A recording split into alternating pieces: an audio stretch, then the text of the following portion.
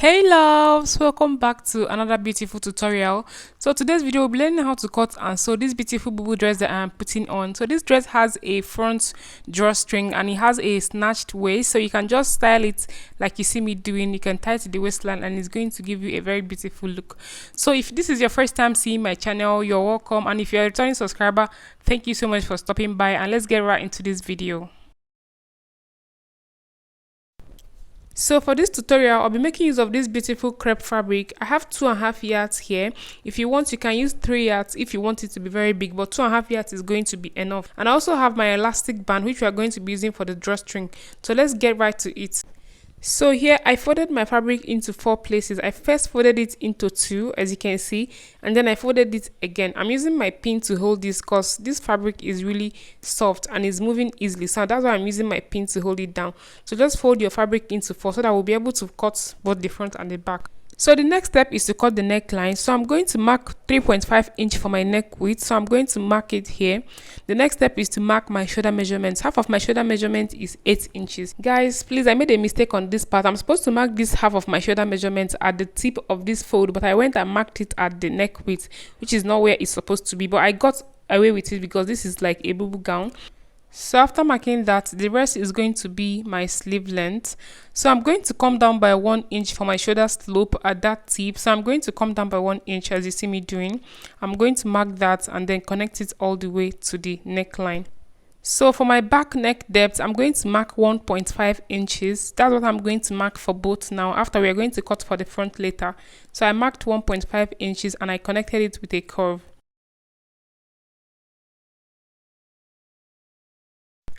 After that, I'm going to connect from the shoulder slope to the neckline, just the way you see me doing. I'm going to connect it in a slanty form like this. So the next step is to mark my arm opening, my sleeve opening. So I'm going to mark 9 inches for this. You can decide to mark 10 or 11 inches, but I decided to mark mine at 9 inches. After that, I'll just go ahead and cut off these parts.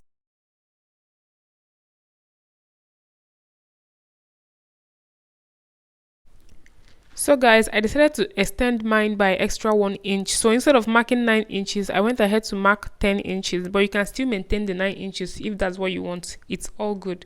So after marking that 10 inches, I'm going to make a notch there because we are not going to curve in any armhole here. We're just going to cut it straight. So I'll just make a notch here so that I'll differentiate where our sleeve stops.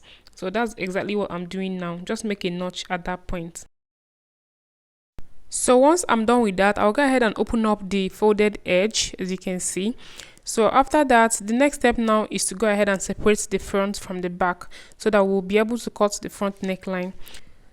So for the front neckline, I'm going to come down by 7 inches. Remember, we marked 1.5 inches for the back. So the front neckline is going to be 7 inches and it's going to be a V-shaped. So after marking 7 inches, I'm just trying to make sure that it is 7 inches. I'm going to connect it in a slanty way like this. I'm just going to mark it like this, and that's all for the front neckline. After that, I'll go ahead and cut it off.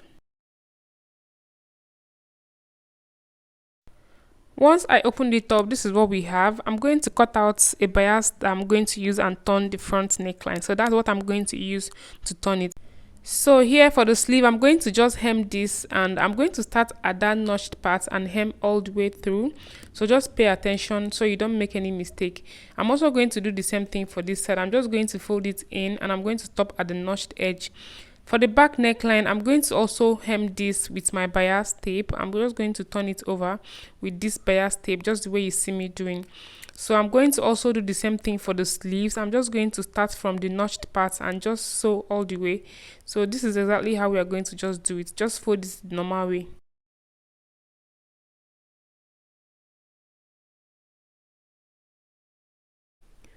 So here, as you can see, I've gone ahead to pipe this back neckline and everything is looking so neat. I've also hemmed the sleeve, as you can see, and I stopped at that notched part. So this is exactly how the other part looks and everything is looking so neat. So guys, I've also done the same thing for the front neckline. As you can see, I've used my bias tape to turn it and it's looking so nice. I've done the same thing to the sleeves as well. I've also gone ahead to hem the sleeves and they are all looking so beautiful. So now the next step is to go ahead and attach the front and the back together. So I'm going to place the back like this, right sides facing each other, and then I'm going to just sew on the shoulder line. I'm just going to use my pin and hold it first so it doesn't move. Then I go over to my sewing machine and make a straight stitch all the way through the shoulder, just the way you see me illustrating.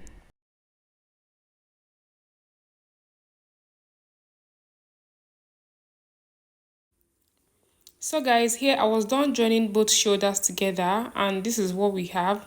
So now the next step is to work on this elastic that we're going to add.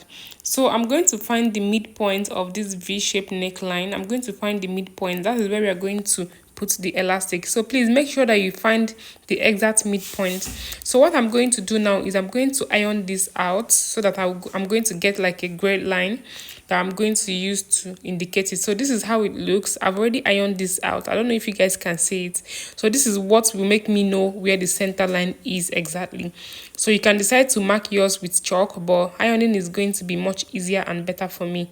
So I'm going to turn it over to the other side, and this is how it is going to look. I'm still seeing that line here. I know you guys might not really see it well, but it has a line there. So now I'm going to get my elastic and place it here at the center, just the way I'm going to sew it. So I'm going to be stretching it as I sew. So before we do that, I'm going to cut out the belt for the snatched waist first. So this is what I'm going to be using for the inner belt. As you can see, I've gone ahead to sew it together. So now I'm going to take the measurements. So I'm going to mark from my shoulder to my waist point. Mine is 16 inches, so I'm going to mark 16 inches because that is where the belt is going to be sitting. So I marked 16 inches. I'm also going to mark the same thing on the other side, mark 16 inches. So the next step is to mark quarter of my waist measurement. So I'm going to divide my waist measurement by 4, and I'm going to mark what I have there. Remember to place your tape at the center before marking this. I have my center line there that is invisible because I used my iron to iron it out. So after marking that, I'm going to get my belt and use my pin to hold it together.